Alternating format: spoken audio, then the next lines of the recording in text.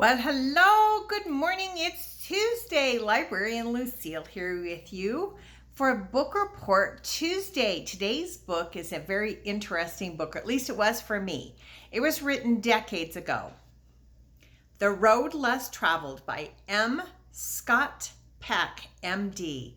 This book, I couldn't quite read it from cover to cover, although I tried a couple of times. Finally, I just decided, let's just treat this as sort of an appetizer. Let's just pick it up every once in a while and see what page, see the little tab? See what page I turn to, what message it has to deliver to me for the day. And in that way of reading this book, it was just that. It was a gem. It was a feast, but was just a bite at a time. There is a term in here that I had never heard before, and it struck a chord with me, and I was like, yeah, I want to be a part of that. Transcending traditional culture.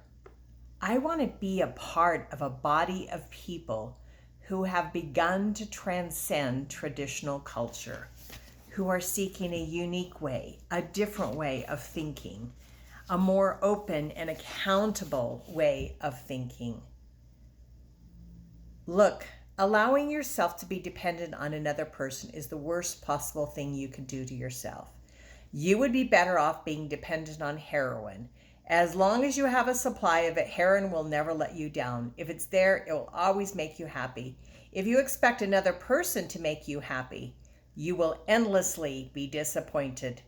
As a matter of fact, it is no accident that the most common disturbance that passive dependent people manifest upon their relationships to others is dependency on drugs or alcohol. Theirs is the addictive personality. They are addicted to people, sucking on them and gobbling them up. And when people are not available to be sucked on and gobbled up, they will turn to the bottle or the needle or the pill as a people substitute.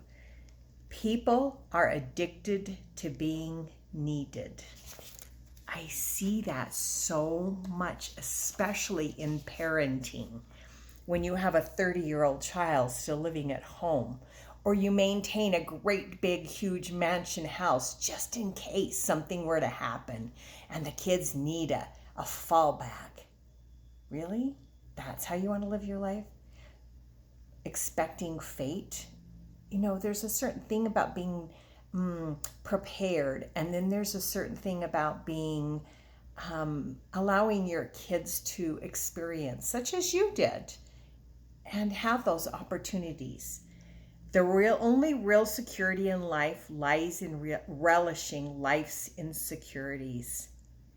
Do you relish change and opportunity for expansion? There's some changes coming. And if you don't have a mindset to get you through it healthy and strong and confident and successful, you're going to have a difficult time. Imagine being in a relationship of mutual admiration for our separate journeys. Here's what this professor, he's a psychologist, he did marriage counseling and stuff.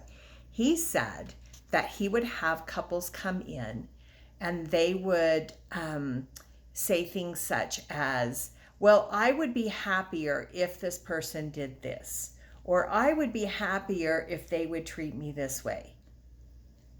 All of them defined the purpose and function of their husband or wife in reference to themselves. All of them failed to perceive that their own mates might have an existence basically separate from their own, or any kind of destiny apart from their marriage.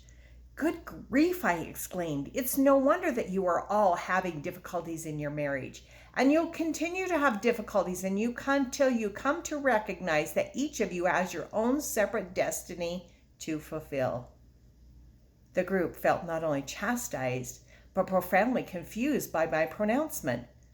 Somewhat belligerently, they asked me to define the purpose and function of a wife. The purpose and function of Lily, I responded, is to grow to be the most of which she is capable, not for my benefit, but for her own and for the glory of God. The concept remained alien to them for some time. However, some were able to shift and change and find their joy. There's the last one. Here it is.